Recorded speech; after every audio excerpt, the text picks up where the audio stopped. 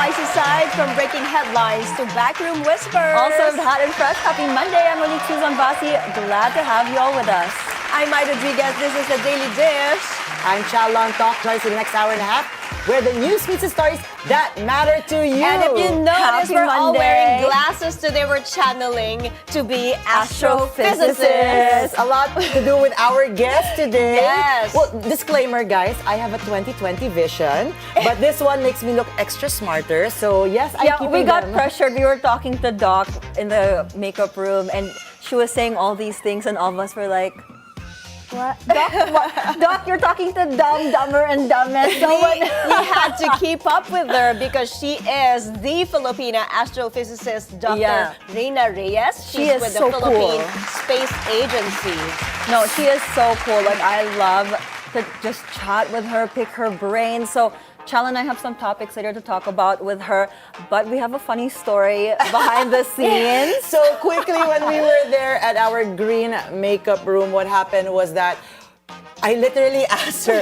So an astrophysicist, for people to know, it's a combination of learning and studying and teaching astrology and physics. And she was like, yeah, but not astrology. It's Astronomy. Astronomy. Kasi ang astrology is about Cancer, Leo, diba? Chal wanted to ask Doc, what are your predictions this year?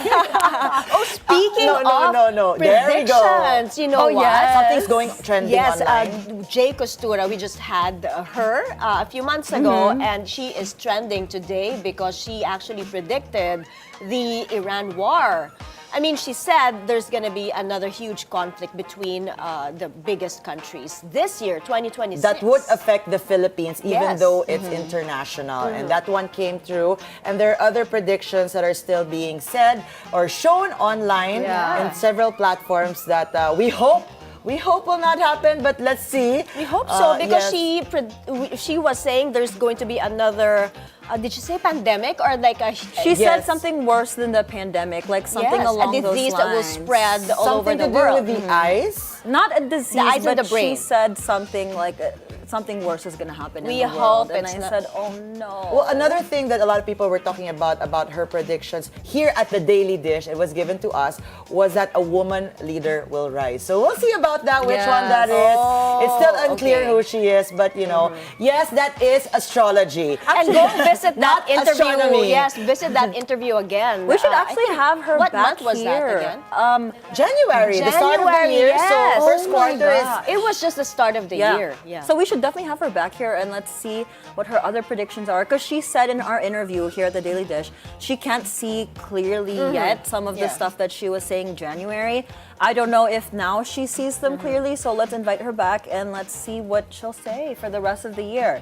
But anyway, in lighter news. Yes, in better news. In better news. We also have another guest who will be joining us. We will be talking to first Filipina Winter Olympian Tallulah Proulx on reconnecting with her roots. A lot of Pinoys making us proud today here at the Daily And so Dish. cool because Definitely. we've had her via Zoom when she was in Utah, but now she's here in the Philippines, so we had her again. Exciting guest today, and stay tuned for that conversation with Tallulah and Dr. Reinabelle Reyes. But first, let's have the headlines.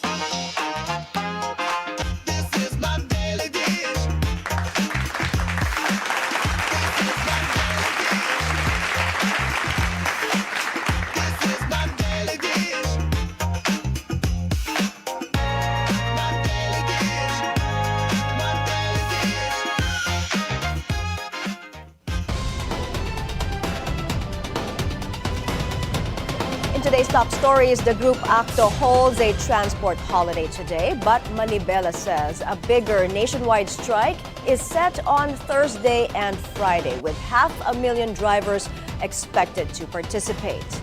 Former Senator Antonio Trillanes files a second complaint against 18 alleged former Marines for implicating him in supposed cash deliveries for the International Criminal Court.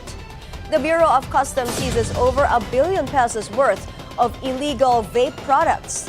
And later in the show, we'll speak with Filipina astrophysicist Dr. Reinabelle Reyes on breaking STEM barriers. We'll also have the first Filipino Winter Olympian, Tallulah Proulx, to talk about her first visit to the country. A nationwide transport strike has been set this week amid soaring oil prices due to the Iran crisis. Today, the group Alliance of Concerned Transport Organizations, or ACTO, is holding its own transport holiday.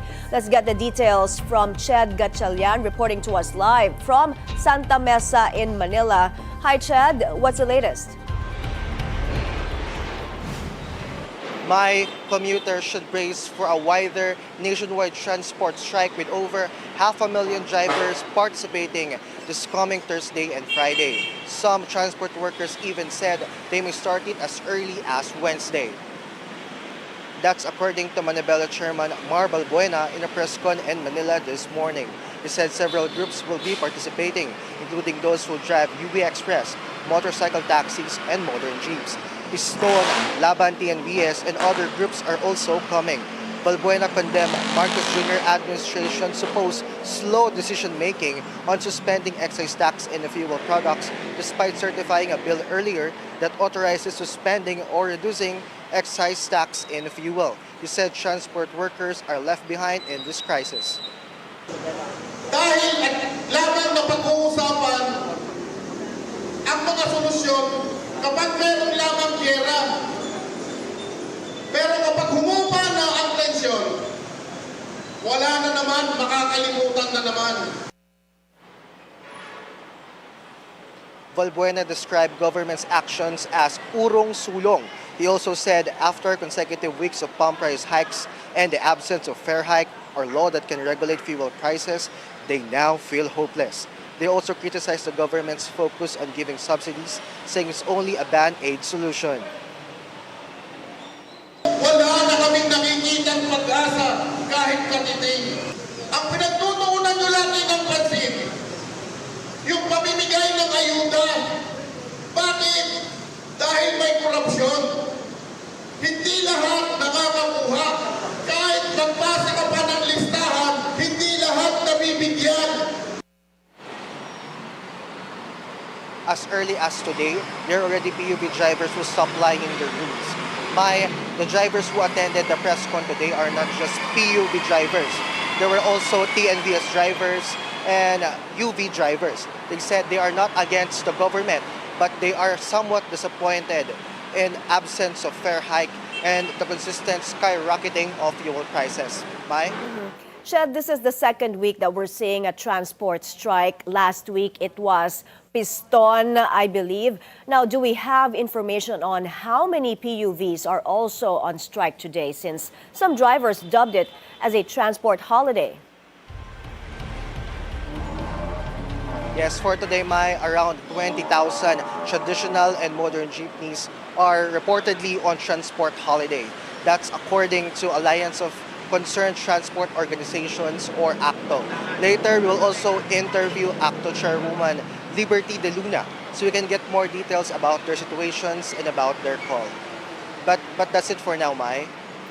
Thank you, Ched Gatchalian, reporting to us live from Santa Mesa in Manila. The average price of Dubai crude is nearing $100 per barrel. Inaabangan pa rin ngayon kung kailan lalagdaan ni Pangulong Bongbong Marcos ang bill na magtatanggal sa excise tax ng diesel at gasolina. Kumuha tayo ng detalye mula kay Dexter Ganibe ng Abante. Dexter, alam ko maraming diskusyon ang naganap last week dyan sa Senado. Ano ang latest sa panukalang batas na ito? Kasi marami ang nagsasabi napakabagal ang kilos ng gobyerno. So far, sa ngayon, lagpas na sa $80 per barrel ang 30-day average price ng Dubai crude. Sabi ni Senate Finance Committee Chair Win Gatchalian, nasa $97 na ang average price nito hanggang kahapon. Kaya kung pagbabasehan na niya yung provision ng enrolled bill na Senate Bill number 1982, budget na ito para sana maaring isuspend ng Pangulo ang excise tax sa diesel at gasolina upang hindi naman ganun kalaki yung itataas bukas. Pero kahit malagdaan pa ito ngayong araw ni Pangulong Bongbong Marcos at mailathala sa Official Gazette, mayroon pang 15 days bago ito ganap na may patupad, batay pa rin sa probisyon ng panukalang batas. Pero kinumpirma ngayong umaga lang ni Senate President Tito Soto na hindi pa rin na isusumiti sa Malacanang yung enrolled bill, Senate Bill 1982, dahil nasa House of Representatives pa kasi ito para sa lagda ni Speaker Bogie D. May? Dexter, ano ang sentimiento dyan sa Senado tungkol sa aksyon ng gobyerno sa Middle East crisis? Oh, actually may bukas magkakaroon ng ad hoc magkakaroon ng pagdinig itong binuo na ad hoc committee protect na pinamunuan na Senator Win Gatchalian. May mga ilang senador na rin tulad ni Senator Bamakino ang nananawagan na kailangan nang magdeklara ng state of national emergency dahil nasa emergency level na ang paghihirap ngayon ng mga Pilipino dahil dito sa taas ng presyo ng langis. May. Alright, maraming salamat. Dexter Ganibe ng Abante, nag-uulat. Malacanang is pushing back against claims that President Marcos has been slow to act on the excise tax reduction. The measure is meant to ease rising fuel costs as the Iran war enters its fourth week. Ivy Reyes is joining us live from Malacanang. Ivy, go ahead. Yes, Mai, Malacanang clarified criticisms on the president's alleged lack of urgency in enforcing the reduction of excise tax, which he himself considered or certified as an urgent bill in Congress. According to the palace, the bill has not reached the president until now, but it is impossible for PBBM not to enforce it at the soonest possible time because he also calls for alleviating measures for the most affected sectors. As to where the cause of the delayed enforcement of the excise tax lies, Malacanang said they cannot tell for sure who or what is causing this bottleneck. As of March 23, the fourth week since the Iran war erupted, the Philippines has trade talks with Japan, South Korea, Brunei, and Thailand for additional supply. There is also a crisis committee formed and tasked to provide mitigating measures, but the palace refused to give out a clue on the officials who will sit on this committee. Mai asked if the president is exempt from the anti-Apple provision of the General Appropriations Act or this is the specific prohibition of using government aid for politicking. Malacanang said the fuel subsidy distribution attended by PBBM is his event. The palace also stressed the need for the president's presence for the public to see a well-managed government and a leader who actually works in times of crisis. Meanwhile, Palace Press Officer Claire Castro takes another swipe at Navota City Representative and former Alianza Slate campaign manager Toby Tiangco and said he cannot substantiate his claims of a corruption-free Philippines if Vice President Sara Duterte takes the helm. And on this note, Yusek Castro also responded to Batangas Representative Leandro Leviste's social media post of her counterclaim demand over libel raps filed by the congressman. According to Castro, she does demand 500 billion pesos in damages due to the, quote, twisted facts of the congressman, which led to her besmirched integrity as palace press officer.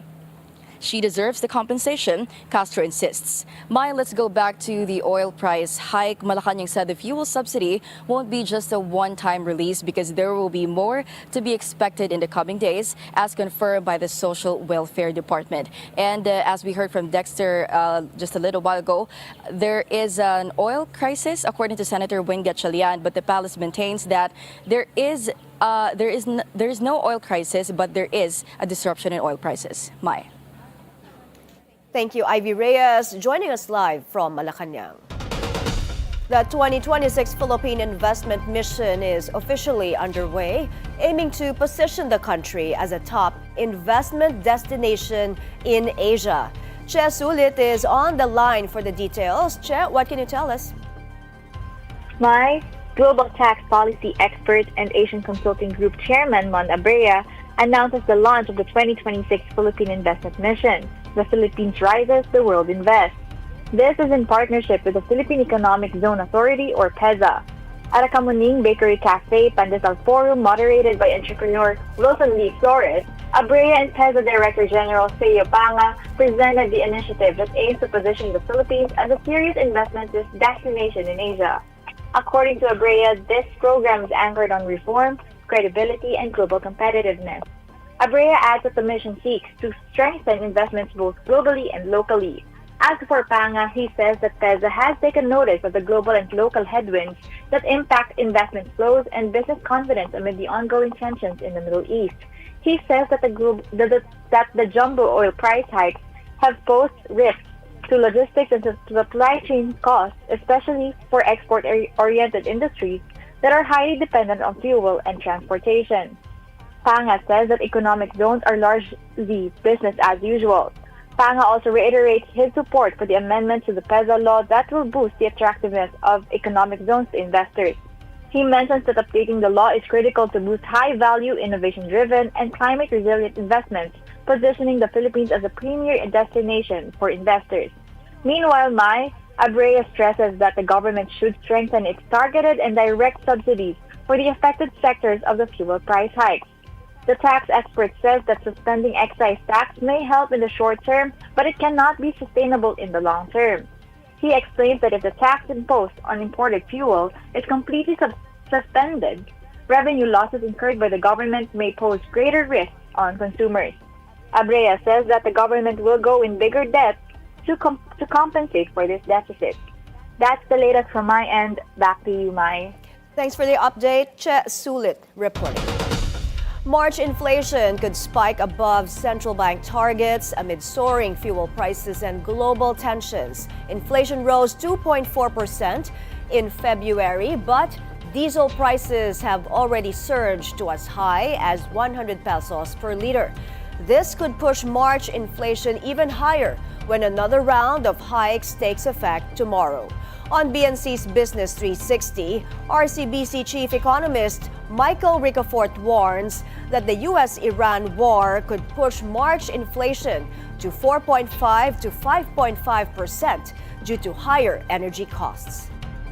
It could range for a short while 4.5 to 5.5%, Mr. Robert, to take into account the 100 to 150 basis point increase attributed due to the higher price of petroleum, gasoline, diesel, energy products, and of course, it would lead to higher prices of other goods and services, though mitigated by non-monetary measures, including subsidies and, of course, subsuasion, to cushion and mitigate any further price increases as much as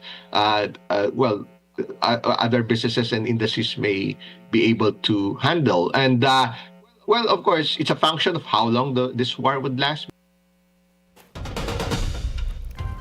Former presidential advisor for political affairs, Gabriel Claudio, sounds the alarm on the sustainability of the fuel aid program for the transport sector.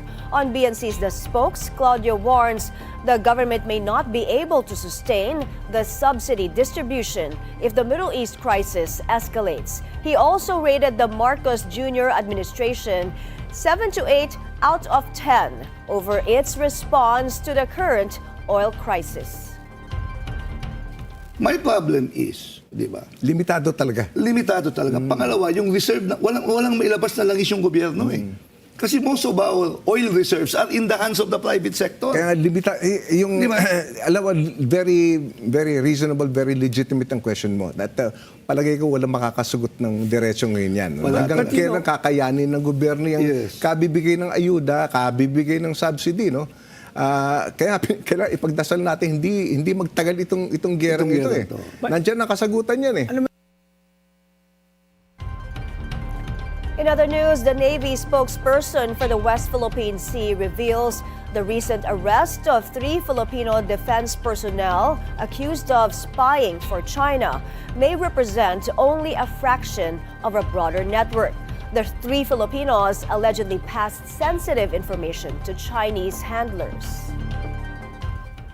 Navy headquarters with DND, and the third one had links to the Philippine Coast Guard. May mga kaibigan siya doon. And because of that, nalalaman niya mga usapan, nakapasok siya sa group chat, eventually sa emails, official emails. Speaking to BNC's At the Forefront, Rear Admiral Roy Vincent Trinidad warned that this is just the tip of the iceberg and suggested that more operatives could still be embedded within the military. He added that the country needs tougher anti-espionage laws as these are already outdated. He also warned that China could take advantage of the Middle East crisis by intensifying their harassment in the West Philippine Sea. The House Justice Committee is counting on Vice President Sara Duterte to attend Wednesday's impeachment hearing. Aside from the complaints, the panel will also decide whether two lawyers, both former officials of the agencies involved in alleged corruption, can serve as legal counsel. Kumuha tayo ng detalye mula kay Isaiah Mirafuentes ng Abante. Isaiah? Yes, may umaasa ang House Committee on Justice na dadalo ang Vice Presidente sa unang hearing proper ng kanyang impeachment complaints. Noong Huwebes na ipadala na ng House Committee on Justice kay Vice President Sara Duterte ang imbitasyon para sa unang hearing proper ng kanyang impeachment complaints sa Kamara. Ayon kay Committee Chair Congresswoman Jerva Luisro, umaasa silang dadalo ang bise sa pagdinig dahil matagal na raw itong inaabangan ng taong bayan. Paliwanag niya, base sa rules, walang kapangyarihan ang kanyang mga abogado na magpresenta ng mga ebidensya dahil tanging ang respondent lang raw ang pinapayagan. Ang maaari lang raw na gawin ng mga abogado ay alalayan ang bise. Ayon pa kay Luistro, tatalakayin rin sa Miyerkules ang tila conflict of interest sa dalawang abogado ni VP Sara na sina Attorney Michael Poa at Attorney Reynold Monsayak. Gayong parehong nagsilbi silang bilang spokesperson ni VP Sara sa DepEd at Office of the Vice President na parehong saklaw ng reklamo laban sa VP. Samantala, bumuelta rin si Luistro sa sinabi ni Attorney Michael Poa na walang factual basis ang complaints laban sa vice. Kaya tila walang sagot ang kanilang naging sagot. Anya, maraming ebidensya ang mga reklamo at tanging bank records ang hindi nakasama dahil ito ay protektado ng Bank Secrecy Law. Pinaburan rin niya ang sinabi ni Congressman Toby Tiangco na sa pahayag nito na dapat nang bilisan ng pagtalakay sa impeachment ni VP Sara. Mai. Maraming salamat, Isaiah Mirafuentes ng Abante, nag-uulat. Former Senator Antonio Trillanes filed a second complaint against 18 alleged former Marines for implicating him in alleged cash deliveries intended for the International Criminal Court. Joan Manalo is on the phone for the details. Hi, Joan. Tell us who else were included in this complaint. My former Senator Antonio Trillanes IV has filed new cyber libel complaints against 18 alleged former Marines, as well as certain media hosts over what he described as evolving and contradictory narratives regarding alleged deliveries made to him. This comes after a series of media interviews where the respondents claimed they had Trillanes had received luggages containing money allegedly intended for the International Criminal Court. Trillanes' cyber libel complaint cites as basis the group's February 23 press conference and joint affidavit, their interview with a veteran TV journalist, which aired on March 1, a March 5 press conference in Pasig, and a recent interview on a news program. Trillanes also issued a stern warning, saying he will continue to file cases against them. In his statement, he said that as long as they continue to spread lies, he will keep filing cases against them. Trillanes also maintains he will not stop as long as the respondents keep opening their mouths to spew lies. This marks the second complaint filed by Trillanes against the 18 former Marines following a perjury complaint he lodged last March 5. The earlier complaint stemmed from similar claims by the group that Trillanes supposedly received $2 million, allegedly intended for ICC investigators. Mai. Thank you, Joan Manalo, reporting. Public Works Secretary Vince Dizon continues his inspection of government infrastructure projects. This time, he's in Pangasinan. His first stop, the Lingayen Bypass Road Project. Ian Maghanoy is on the line. Hi, Ian. What is the latest on this project and how's the assessment of Secretary Vince? Yes, Mai, that's correct. Public Works Chief Vince Dizon inspected the Lingayen Bypass Road project, explaining that the project has been under construction since 2018 and is currently at 88% completion because at least 3 delayed public works infrastructure projects in Pangasinan have undergone DPWH inspection. The completion of the project will reduce travel time between Baay, Lingayen, and Biek, Binmali from 22 minutes to 7 minutes, which will benefit around 18,000 motorists. Dizon will also inspect and personally cross the makeshift bridge over the Mabini River, which serves as the sole infrastructure link between Barangay San Juan and Banganuda, Agno, Pangasinan. The do-it-yourself bridge was built by Through the Locals initiative in 2025 after the river's hanging bridge was damaged through the onslaught of typhoons Emong and Dante. The Aplaya floodgate, on the other hand, is part of the pumping station project in Lingayen, Binmali. DPWH said the project's completion will help mitigate flooding in low-lying areas in the coastal barangays of Lingayen, Binmali. Mai? Ian, did Secretary Vince mention the timeline for the completion of this collapsed hanging bridge over the Mabini River? Yes, Mai, the DPWH has yet to comment on that matter, but we will provide you with the latest update on the collapsed hanging bridge here in Agno, Pangasinan for tonight's agenda. Mai? All right, thank you, Ian Maghanoy, reporting to us from Pangasinan.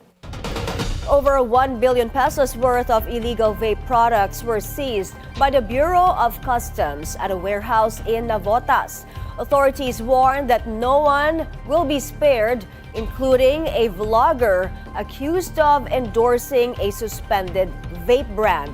Andrea Salve joins us on the phone for this story. Andrea? My Bureau of Customs Commissioner Ariel Nepomuceno says this is their largest crackdown on illegal vape products since 2024. More than 3 million vape units were confiscated with an estimated market value of 1 to 1.4 billion pesos. The operation conducted on Saturday was based on intelligence information and carried out with the help of the Philippine Coast Guard. Trade Assistant Secretary Marcos Valdez says 5 suspended vape brands flagged for non-compliance with packaging requirements were found inside the warehouse. Authorities are still in determining when the shipments enter the country, but initial findings suggest they from China. Nepomuceno says the registered owners of the warehouse have been identified and will be given the opportunity to present their documents. The POC, however, stresses that accountability will be strictly enforced. Officials are also calling on a social media personality allegedly endorsing one of the suspended brands to coordinate with authorities as the investigation continues. Government is estimated to have lost around 4 billion pesos in duties and taxes due to the Right, Andrea, we're losing you, but thanks for that report. Andrea Salve reporting. Coming up next, what does it take to break barriers in a field dominated by men and even prove one of the greatest scientists in history right? We're sitting down with the Filipina astrophysicist known as the Filipina who proved Einstein right, Dr. Reinabelle Reyes. Stay with us. The Daily Dish will be right back.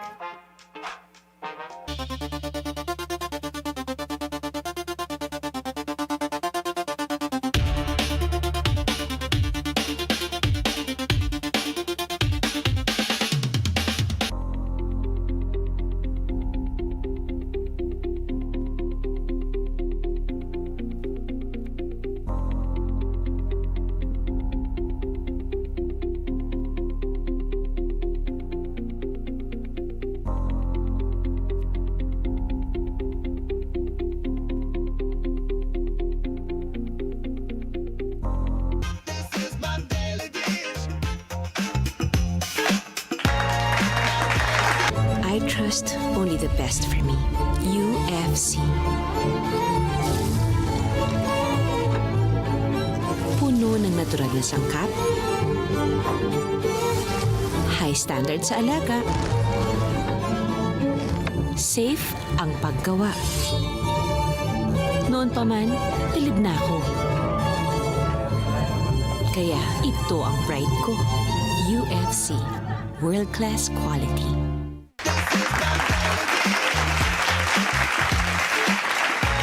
Hello, welcome back to the Daily Dish. Our next guest is a Filipina astrophysicist breaking barriers in science and proving that Filipino excellence can shine on the global stage. She's best known as the Filipina who proved Einstein right through her work on general relativity. Today, she shares her journey and her mission to inspire more young Filipinos, especially women, to pursue STEM. Please welcome Dr. Reinabelle Reyes here in our studio. I'm so excited. We're so excited to talk to her. Excited. And look at me still keeping my glasses on to make sure we're apart. Okay, Doc Reina, thank you so much for making time. You did mention that you are one of the directors, bureaus for our Space Agency. Okay, Yes. PhilSA. You know, I have to be honest, not a lot of people know that we actually have an active I space actually agency. did not know that. So that is so cool. So let's talk about what it is that you guys are taking care in that. You know what? Wait. Let's backtrack a bit. We're talking to an astrophysicist. We have to find out how did you get into this, because Mo and I, we didn't do so great with physics way back in the time. We barely passed. Because you mentioned you really loved physics from the very start. Yes. When I was young, I think many young kids are fascinated with the stars, with space. I wondered how it was to parang live in other planets, and then yung black holes, di ba? Sometimes it's so scary nga that you can get enter and then you'll never leave. So all these parang amazing out of this world things that you can actually study them. I asked my dad for a telescope. I was around grade 4, and I'm very lucky because my parents were supportive and they actually got me a small telescope. We use it in our balcony. We watched like the lunar eclipse. We just had one on my birthday, actually, March 3rd. So it's like a full belated. circle. Yes. Thank you.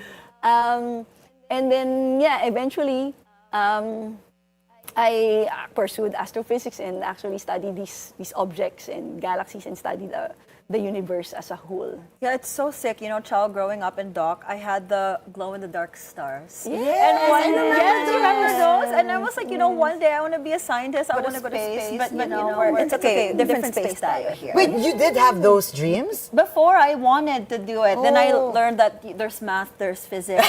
And then I took those classes and I said, okay, this is not for me. Hanggang sa daldal lang tayo. Well, for our audience, Mo, let's just quickly... What is an astrophysicist and how does that differ from other scientists? Yes. Okay. So astrophysicists, we study the objects and phenomena outside Earth. So in space, planets. So we have planets in our solar system, but we also now have discovered exoplanets. Planets orbiting around other stars. Cool. And we have actually ongoing research to study those planets and maybe even find life outside. We'll talk about that later. Earth, yes, right? We'll talk about ET and then of course galaxies, cosmology, the universe as a whole. Where we going? How did it all begin and how we're going?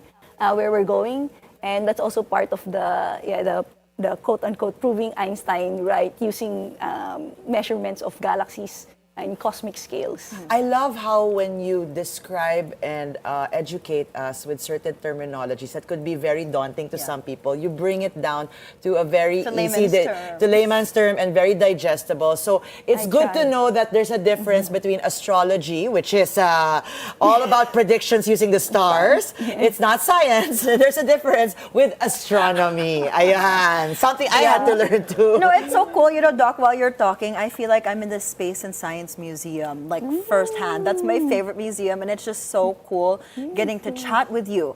And the fact that she has that title, Chal, the Filipina, not just the girl, the Filipina who proved Einstein right.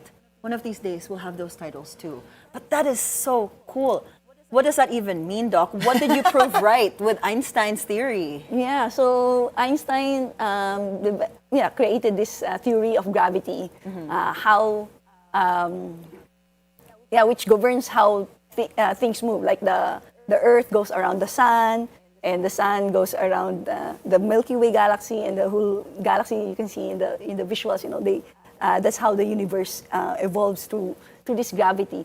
And he has the nice metaphor is that we can imagine if you put a bowling ball in a sheet of like bed sheet, the mass, or you say the object being there bends the shape around it. And that's why if you put like a marble or a small ball around it, it will move around the sun in the center. And that's is this quantum physics? This is general relativity. Okay, not quantum physics. Einstein's theory of gravity. Okay. Why things the planets follow the shape of space, and that's why they go around the sun. And like all theories, we scientists, we constantly want to test their limits to see if their predictions correspond with reality, with what we actually measure in the lab and in the cosmos. We use our telescopes, and we have this beautiful, data and pictures of the galaxies. And what happens is that light is actually bent by the mass, by matter. So the sun bends starlight, and that was actually one of the first predictions of general relativity that was confirmed, or that was proven correct. Back in 1919, Arthur Eddington, an astronomer, made an expedition and measured, during a solar eclipse actually, measured the position of a star behind the sun, and showed that it was bent more than what Newton's theory predicted, and that's actually what is expected in Einstein's theory. So our version is the modern version, where we use galaxies, and we saw the bending of the light is also consistent with what Einstein predicted. Reina, I just have to say, as you were explaining that, for the first time, Mo and I closed our mouths and listened, as also noticed by the team here. They're laughing at us because we're both so we want our viewers to know something, that Mo and I also agree with Einstein, and that we also proved him right. Yes, correct. No, but this is amazing, because this happened when you were actually studying in Princeton, correct? Yes, it was part of my PhD studies. And this is one of the questions that maybe why maybe the scientist aspect and astronomy is not so famous with people here in the Philippines, because they would say, malayo yan si Bituka, diba? But let's talk about that, the importance of what you are doing, even if what we're tackling here is the outer space. For a normal, ordinary Filipino who goes through life every day, bakit ba importante na pag-aralan ito? Yeah. Yes. Yes, the good news is that dumadami na po kami. The tribe is growing. I think many, young Filipinos, young Filipinas look up at the stars and wonder what's there. And now we're saying, yes, you can actually be part of that journey, the discovery of discovering what we're made of, what the universe that we're part of. And the astronomy is actually one of what they call the parang gateway drug of science. So many, many kids, they are fascinated with space and also dinosaurs, and also paleontology and also marine science. We have beautiful sea creatures, and then they get attracted to science. And then, and then they pursue it. They eventually become, computer scientists, engineers, and they, build innovations. We build the innovations that create our future and solve the problems we have now and for the future. And for our young viewers, Doc, who are watching you, walk us through a day in a life of what you do. What do you do day in, day out? Do you work in a lab, in an office? Yeah, so it depends on the day, but right now I'm actually with the Philippine Space Agency. I'm the director of the Space Science Missions Bureau, and in that role, I contribute to the many initiatives of the agency, both looking up, astronomy. We have a space observation research team, and also sending things up to space, experiments, people, Filipino astronauts in the near future, and also satellites. So we develop, we develop and we take care of our satellite program. We have a Diwata 2 now on orbit, and we're building the next one. It's called MULA, the Multi-Spectral Land Assessment Satellite. And we're hoping to launch it later this year or early next year into space. Exciting. Let's expound on that, because that's very important. A lot of Filipinos here, of course, we all know Pag-asa because it affects us directly, whether day in, day out, without knowing that Philippine Space Agency exists, and it's very vital and important as well. You mentioned two things that I want you to talk about more. First is our satellites, because we do have satellites. We're not that poor, guys. We have our own satellites, also made by Filipino scientists. That's in outer space right now, and another one is launching, like what you mentioned. And second is that we actually have a program, a space program to hopefully send a Filipino astronaut one day. Please tell us more about that. Right. We're starting actually now with what we call analog space missions, which are simulations of if you're going to the moon or to Mars. We just launched what we call the analog habitat waypoint. So, and we had amazing response. We have, and we'll build an all Filipino crew. And we will simulate, for now, 24 hours, and then they will actually have missions.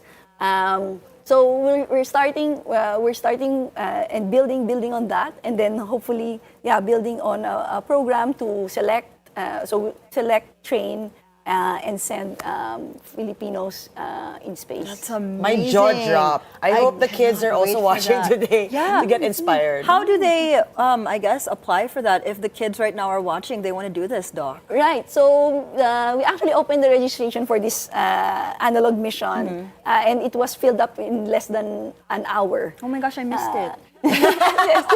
But abangan, we will have more, and then in the future we will have this call for anyone who is interested. Okay, well, before we go to Gap, Doc, I just want to ask you real quick, since we're talking about sending people to space.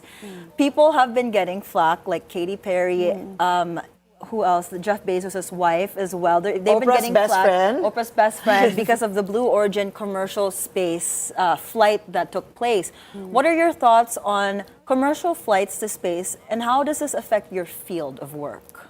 Yes, it's really changing. It's new space. So before, we're used to government-driven space programs. But now it's being more and more taken over by private, commercial sectors. And even our own satellite, Mula satellite, will be brought to space with the SpaceX rocket. So this is just a new reality, and we want to be part of it. We're talking with these commercial space companies, as well as with government space agencies, NASA, ESA, and together we can build this future in space together. Cool. So it's more like a symbiotic relationships with the government and private companies. Well, we're going to be right back. We're going to have more conversation with Dr. Reinabelle Reyes. When we return, don't go away. More space talk and alien talk. We'll go out of this world in a bit. Yes, the Daily Dish will be right back.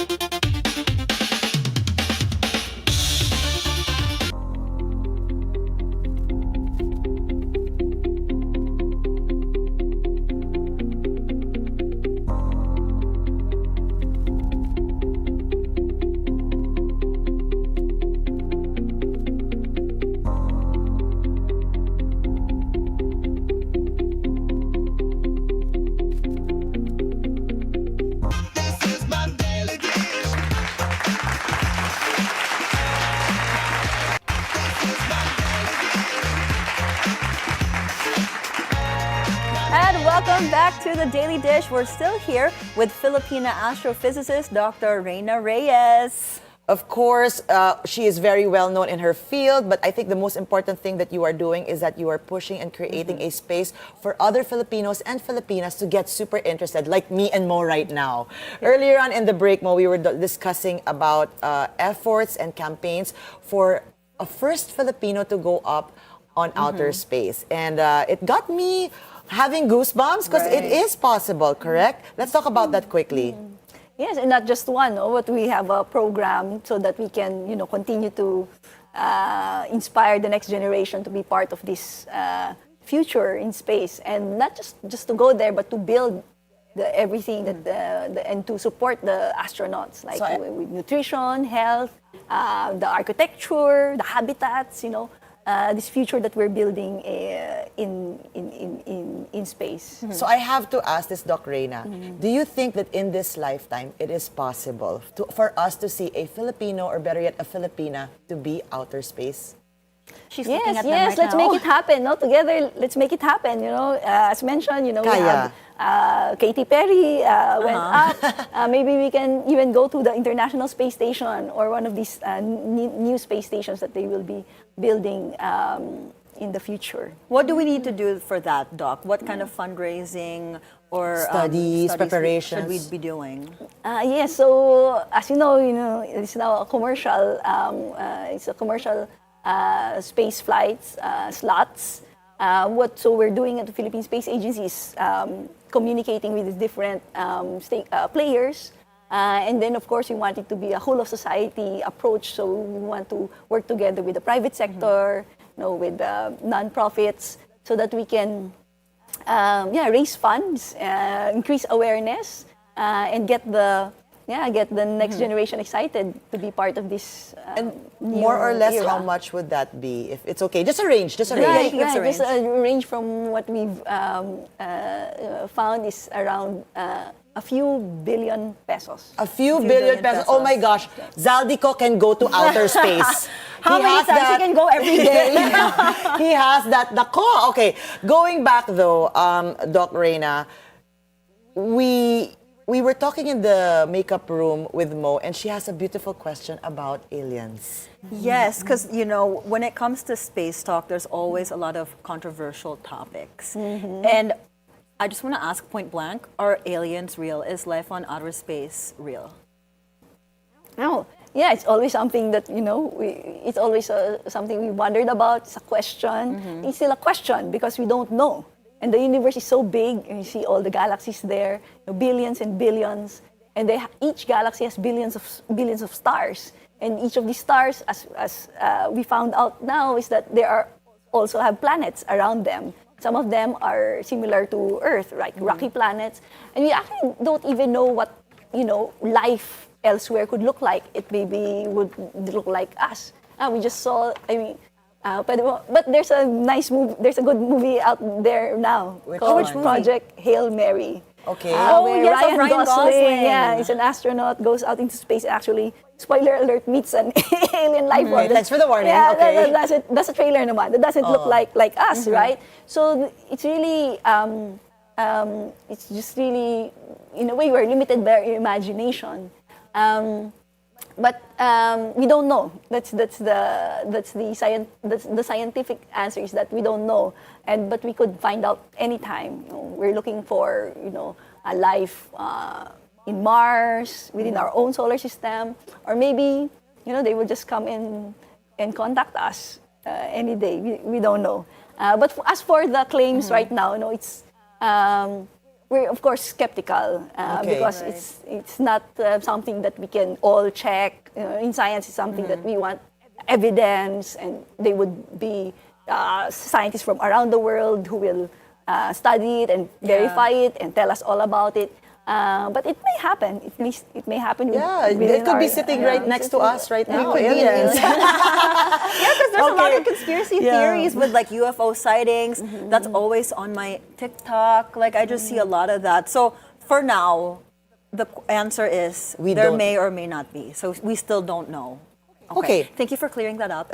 Well, another question that I have is this for you, because you do promote Filipino scientists and Filipino scientists, right, in the country. And we'll talk about that site later on. But a lot of kids nowadays, Mo, when you ask them what they want to be, the first thing that comes out is, I want to be, especially in the Philippines, what they tend to say is, I want to be famous. I want to be online, on TikTok. I want to be an influencer, a content creator.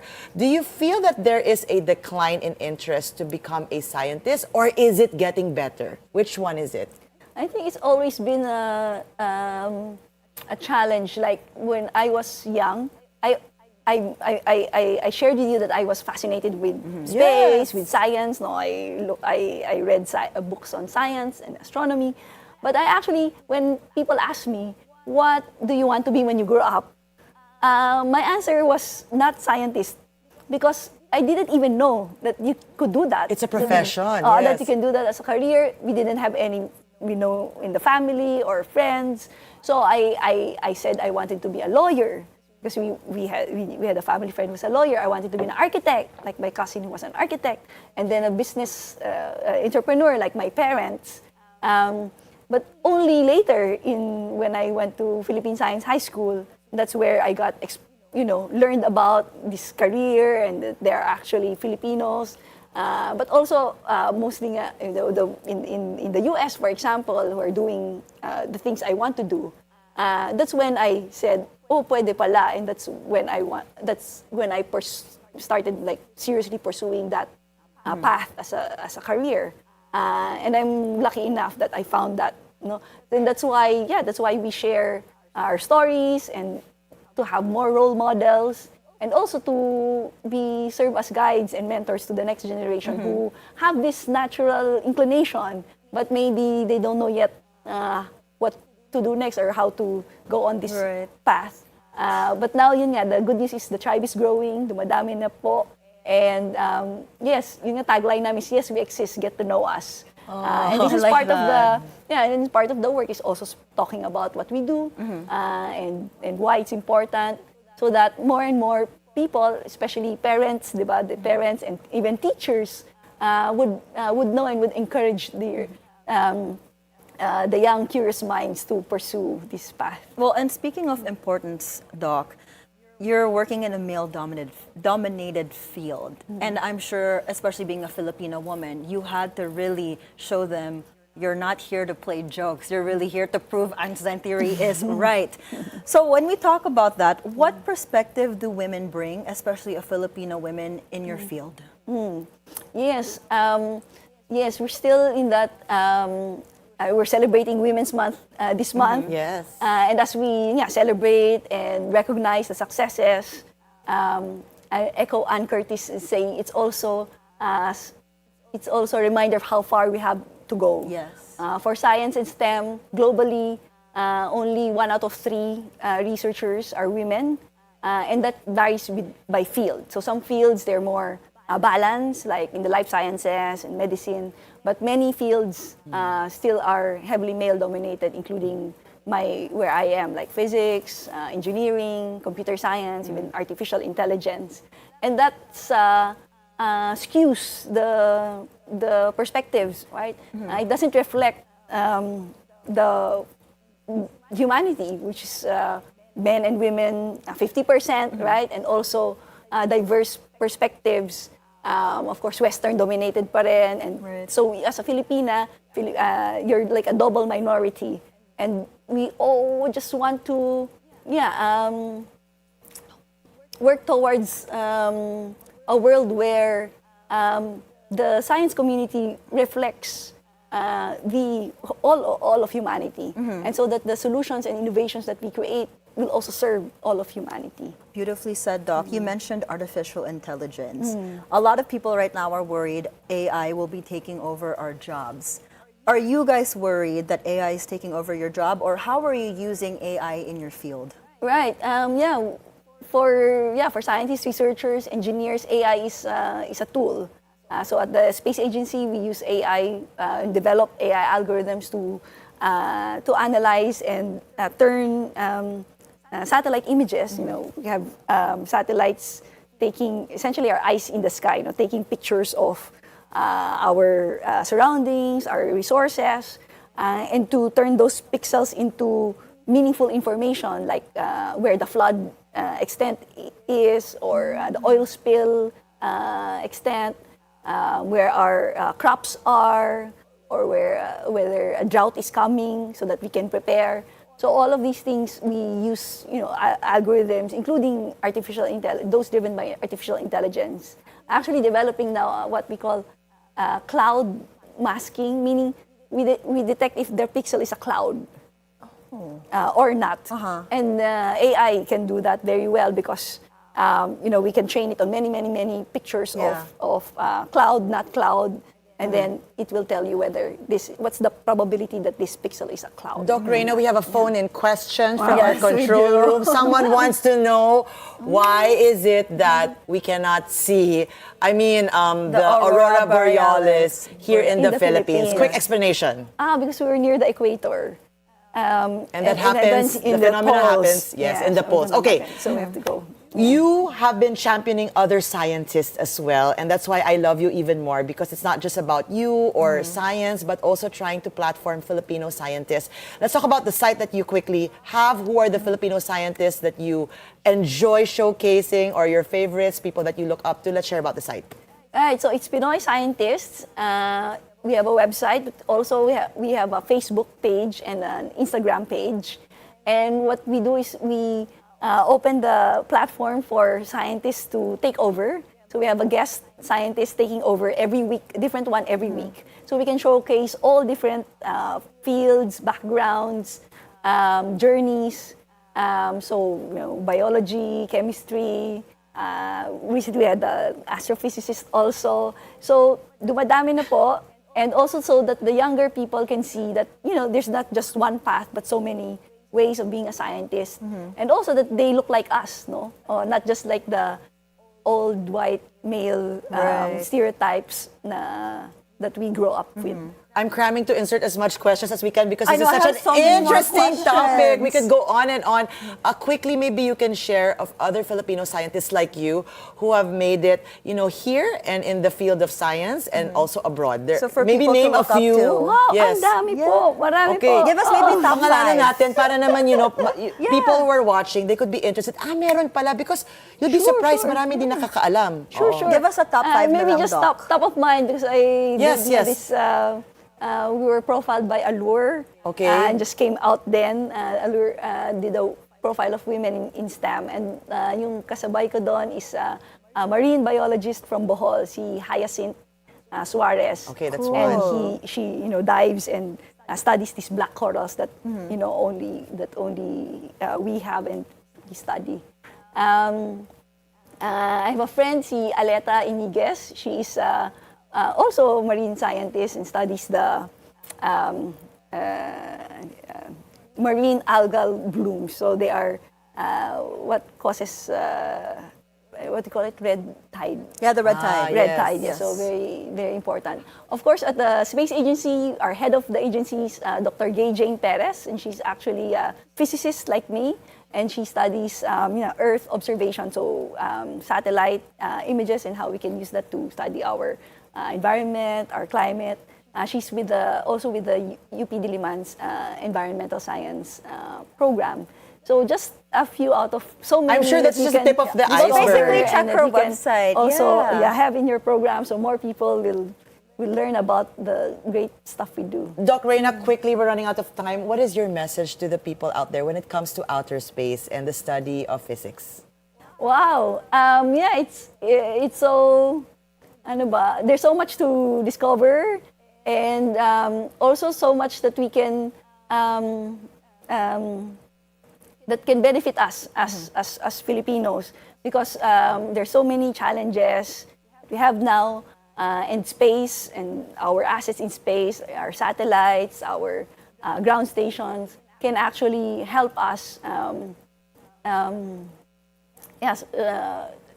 solve these problems if we know how to use the tools and then partner with all the different agencies, all the different private sector agencies and the private sector. There's so much potential that we're still not tapping, but we're here to support that, and we're always happy to collaborate. So Well, thank you. Thank you. Doc. You blew It us away, No, Dr. literally. Reina. Yes. It was an honor chatting with you. And Chal and I will see you In outer space. Your analog girlies out here. Thank you Already. again, Doc. Well, that was Filipina astrophysicist Dr. Reinabelle Reyes. And we'll be right back after a quick break. Stay tuned. The Daily Dish will be right back.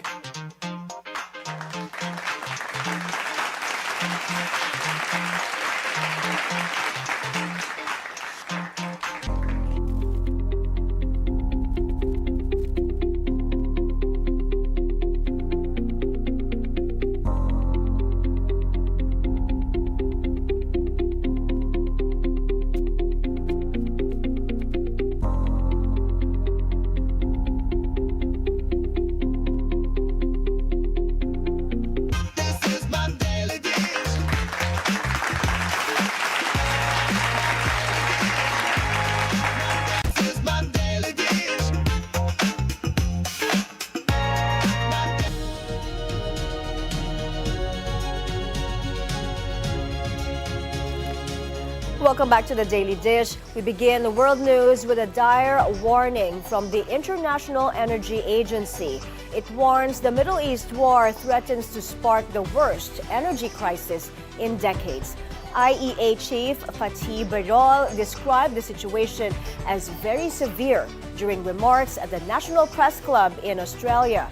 He notes that the world has already lost 11 million barrels of oil per day, surpassing the total amount lost in the two oil crises back in the 1970s. Meantime, the Middle East war escalates as President Donald Trump threatens Iran with strikes on power plants if the Strait of Hormuz is not reopened. Trump set a 48-hour deadline, warning that failure to comply would lead to U.S. military action against Iran's energy infrastructure. In response, Tehran said that any attack would prompt retaliation and could close the strait for years. The strait is crucial because about 20% of global oil consumption and 20% of liquefied natural gas pass through it. Iran's parliament, meanwhile, is also considering imposing tolls on shipping through the strait, further threatening global oil supplies.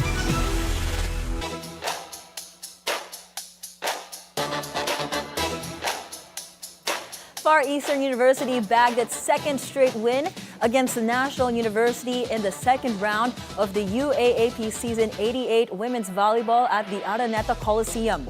Lovely Lopez and Faida Bacanque led the Lady Tamaraws' victory against the two-time defending champions yesterday with scores in the five-set thriller at 25-23, 25-23, 20-25, 21-25, and 22-20. Lopez scored 19 points, while Bacanque delivered 22 markers. Filipina tennis star is set to face world number 14 Carolina Muhova in the Miami Open round of 16. Ayala advanced to the fourth round after her victory over Magda Linette. Ayala is now ranked number 29 and is grateful for the opportunity to face one of the world's top players.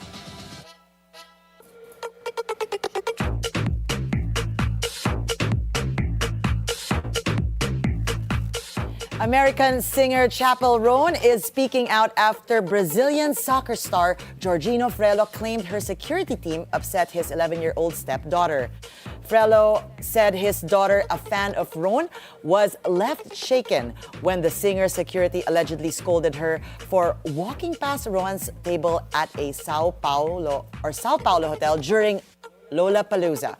The girl is the daughter of Catherine Harding, Jorginho's wife, and British actor Jude Law. Roan responded on Instagram saying she never saw the mother and child at the hotel and did not ask anyone to approach them. Now Roan has been... I do not hate people who are fans of my music. I do not hate children. Like, that is crazy. I'm sorry to the mother and child that someone was assuming something, that you would do something, and that if you felt uncomfortable, that makes me really sad. You did not deserve that.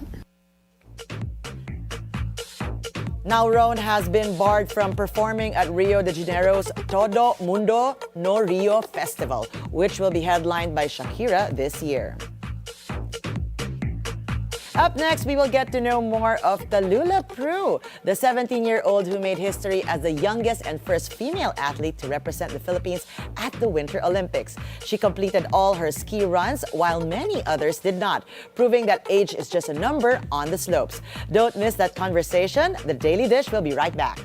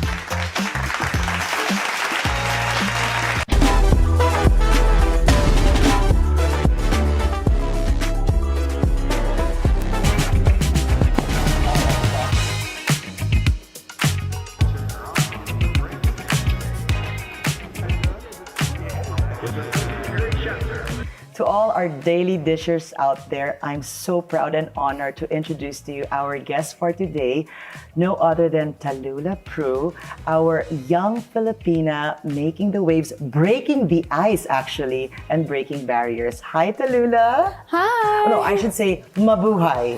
Mabuhay. Yes, so it's your first time here in the Philippines, right? That is correct. So this is barely 24 hours since her arrival. So we're so grateful that you're making time to chat up with us and to let us know what are the happenings after the Olympics. So let's start off with that, because that's how everyone knows you to be. The youngest Filipina to join Winter Olympics, correct? Yes. Tell us about the experience, because the last time we got to talk to you, we were just talking about what you were looking forward to. Now that it's done, tell us a story. It was so much fun. First of all, I met so many amazing people, a lot of friends, athletes around my age that, you know, we all love skiing, so we're having fun doing the thing we love the most. And then the Olympic Village was an amazing experience as well. The food, I mean, we're in Italy. It was great. I had like so many tiramisus. Okay, and were you with other young skiers as well and Olympians? Yes. Just like your age? Yes, I had a few friends, like my friend Ada from Turkey, she's 18. And I met some other friends. There's this Icelandic girl, she's 20. So some my age as well, which was really cool. Okay, so tell us, aside from being awarded and recognized here in the Philippines, we know you're very busy. You're gonna be staying here barely a week, so thank you for squeezing us in. Tell us what your schedule's been like. Have you gotten to look around and see what's outside the window? Because this is your first time here in the Philippines. My schedule has been a little hectic, but thankfully yesterday I got to go to Rizal Park and see the monuments and of course get a little history lesson. Shout out to Jez over there. Who gave you a little background. Yes, okay. On history, and I think that was super important. And of course I got to see the beautiful nature that Manila holds, Metro Manila. And so that was great. And then after that, I had a shoot. A shoot, yeah. That's how busy she is, everyone. So you're doing a shoot, you're getting awarded. How about the food? Have you gotten to try Filipino food yet? Yes, yesterday I did have a few different, I had barbecue, pork, and also chicken. And then today I had I've already had pancit, but I had more pancit, which is really yummy. We have a thing at the Daily Dish where we love pancit. We also order it in, and that's the first thing we actually ask everyone who's visiting the Philippines for the first time. Have you had pancit, lechon, adobo, all of these things? Are you looking forward to the other stuff? Of course, I'm looking forward to more. Okay, now we know when we say youngest, you're 17 years old. Okay, in the Philippines, you can't even get a license yet. Okay, maybe student's license to drive, but not, of course, the license yet. And here you are representing the Philippines already at the stage of Olympics. Tell us, what were the messages shared to you by our kababayans or fellow Filipinos? I'm sure everyone has been proud. Yes, first of all, I've had so much overwhelming support, so thank you everyone who's been supporting my journey from the beginning. You know, it's not been easy with all the training and racing, and it's been really hectic, but I feel the love and support through social media. And I actually recently, last week, I met with a young Filipina girl, a 10-year-old who she's a skier, and I met her in Colorado, and she told me how she looked up to me. I got to sign her helmet, and we took a photo together. It was really heartwarming. Isn't that a perfect 360 when you actually get inspire other people? But I want to ask you, who inspired you? I definitely have a lot of inspirations, but one of my biggest inspirations definitely is my mom. You know, it's Women's Month, so I do have to shout her out, the biggest woman in my life who has supported me from the very beginning. She's the one who got me started with skiing, and I look up to her every day for motivation, and I'm glad that she's here supporting me. Let's not forget Dad also, who's here also. Yes. Yeah. Hanging out with you, making sure everything goes smooth as well. Okay. This time around, we want to talk about how you were able to balance everything. Because the last time we got to talk to you, we were talking about school. And we didn't know that there was a special school for people who would join the Olympics.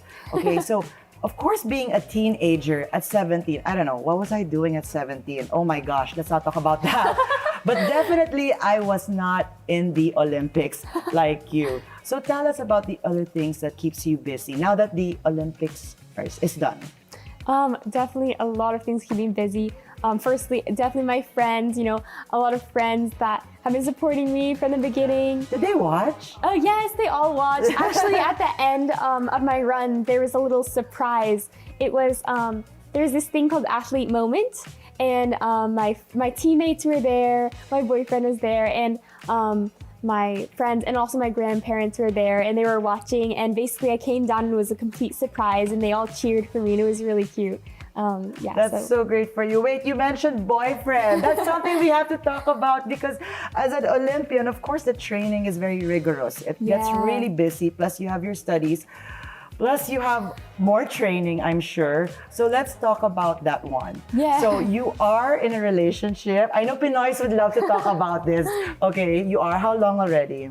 Only like very recently. Very recently? Yeah. After the Olympics or before the Olympics? Like right before. Right? How are you not distracted? Yeah, it helped that, we were both busy. So, we didn't really get to see each other that often. But like when we did, we made like it matter or made it count, So is he also Filipino? No, he's Japanese and Chinese. Oh, perfect. Okay, so now it's finally out. Yes, you are dating. Yes, you are with someone. And yes, you get to balance anything and everything. Yeah. But one more interesting thing that I learned about you, thanks to Jess, of course, who's right there, is that you actually play the violin as well. Yes, I do. And you did bring your violin with you to the Olympics. Did you? No, I you actually didn't. didn't. But I brought it to every single race, basically leading up to the Olympics for the past 2 years. Why is that? Would you play right before and after? Yeah, so I'd practice. I'd try to practice every night. Sometimes it gets busy, but I try to fit it in when I can. And so I just do it for, my personal enjoyment as well. But hold on. Did you bring a violin to this trip? I didn't. Not this one. But I will come back soon and I will bring my violin. Because I hear you're a great violin player as well. Aside from skiing, just one of your many talents. Okay, I also heard that, interestingly enough, we here at the Philippines, even if we don't have ice, there is actually a group as well where people are taught, or kids are also taught at a young age to do skiing, roller skis, yes, right? Yes. And I'm sure you are their inspiration, 100%. So let's talk about that. Have you gotten to meet any of them already? Yes, yesterday actually I had the opportunity to meet with 3 of the Morong Roller Ski Club, and they were really cool, and I wish them the best of luck because I know they have bright futures, and hopefully they'll be able to get in some training on snow after, training on roller skis for so long. So let's talk about that because I'm sure a lot of Filipinos are intrigued by it. I was telling Jess earlier on that never have I thought that the word ski, snow, and Filipino would really come together in this light. Thanks to you, of course, for bringing extra recognition to that. And here we are having these kids training in hopes that one day they could actually represent the Philippines as well and compete. So tell us more about that, like meeting these kids, meeting them, their stories. What got them into the sport? Because they don't have snow like you do back at home. Exactly. Honestly, we didn't get to talk too much about how they personally got into it, but I know that Mr. Jim Aplar, who's the president of the Ski and Snowboard Federation here in the Philippines, he's been working on a lot of these development programs, So there's been outreach from many places around the world, like someone from Southern California, as well as here in the Philippines, that he's gotten into these training camps for roller skiing. He's planning to open up more of these institutions, and he really hopes that in the future, these roller skiers can be put on snow. And I think this also connects to, of course, I'm Filipina and I compete and train in the US, but having a connection to the home roots with these roller skiers that are from Manila and from around the Philippines. So it really seems like you're doing a lot of greater work even than other than just, doing the sports that you already do.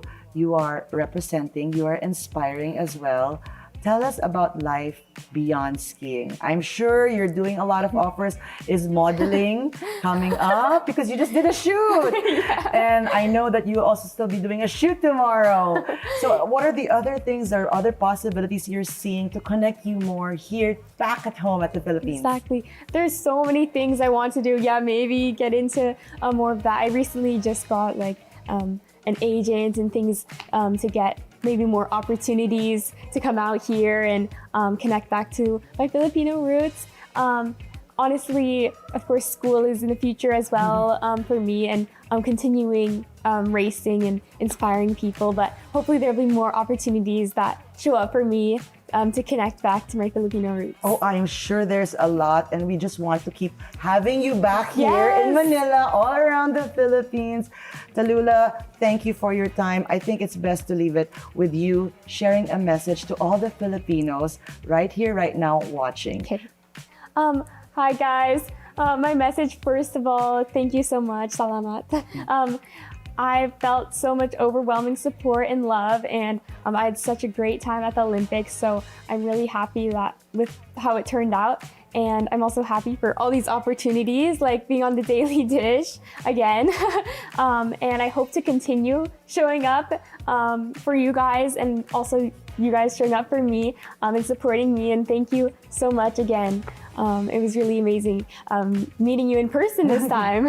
And salamat to you, Tallulah. It's really been an honor being here with you today. Thank you for squeezing us in and making sure to make time for all your fans out there, to all the Filipinos and Filipinas as well. Thank you for all that you do.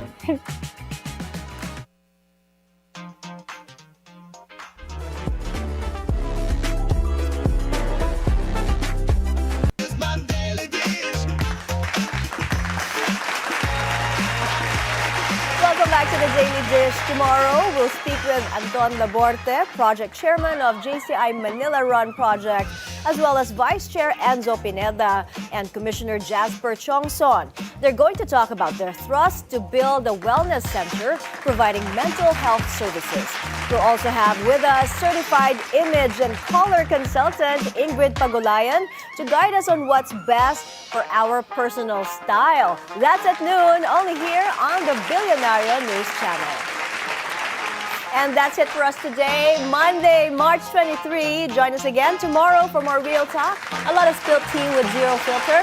I'm Monique Tuzon-Basi. Anytime is a good time because it's always more fun with us. I'm Chal Lontoc. Stay tuned to the Bilyonaryo News Channel. Thanks for making us your lunchtime companion. I'm Mai Rodriguez, and that's the Daily Dish. Served! Happy Monday!